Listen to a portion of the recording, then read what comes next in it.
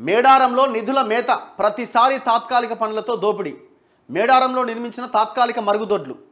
స్వరాష్ట్రంలో జాతరకు భారీగా నిధులు. 2016 నుంచి 491 కోట్లు కేటాయించిరట. 2016 నుంచి మొన్నటి దాకా 491 కోట్లు, అంటే 500 కోట్లు కేటాయించిరట. మీరు అడిగి పోతే ఒక్కటన్నా పర్మనెంట్ కన్స్ట్రక్షన్ ఉంటుందా? ఒక్కటన్నా? అంటే ఎంత ఎంత పెద్ద ఎత్తున దోపిడీ చూడండి దేవుడి పేరు మీద కూడా. R&B, RWS ఇరిగేషన్ శాఖలకే 226 కోట్లకు పైన నిధులట. అంటే కేవలం ఆడ రోడ్లు వీటి కోసమే. తాత్కాలిక మరుగుదొడ్లు, పారిశుద్ధ్యం, పూడికతీత పేరుతో నిధులు నీళ్లపాలు.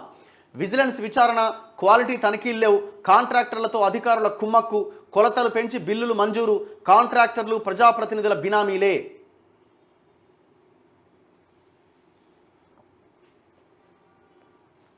రెండేళ్లకు ఒకసారి జరిగే మేడారం మహాజాతరకు ప్రభుత్వం కోట్లాది రూపాయలు కేటాయిస్తున్న నేతలు శాశ్వత అభివృద్ధిని అటకెక్కించి తాత్కాలిక పనులతో జేబులు నింపుకుంటున్నారు. ముఖ్యంగా తెలంగాణ ఏర్పడ్డాక 2016 నుంచి 2024 వరకు ప్రభుత్వం జాతర కోసం 491 కోట్లు ఖర్చు పెట్టింది. జాతరలో చేపట్టేవన్నీ తాత్కాలిక పనులే. కాంట్రాక్టర్లంతా ప్రజాప్రతినిధులకు బినామీలే కావడంతో నిధులన్నీ నేతల జేబుల్లోకి వెళుతున్నాయి.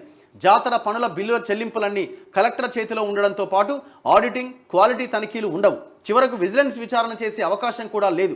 దీంతో మేడారంలో అభివృద్ధి అదృశ్యమవుతోందనే ఆరోపణలు వినిపిస్తున్నాయి. తెలంగాణ రాష్ట్రం ఏర్పడ్డ తర్వాత మేడారం జాతరపైన ప్రభుత్వం ప్రత్యేక దృష్టి సారించి నిధులు పెంచింది. తాజాగా కాంగ్రెస్ అధికారంలోకి వచ్చాక ఈసారి జాతరకు 105 కోట్లు కేటాయించింది.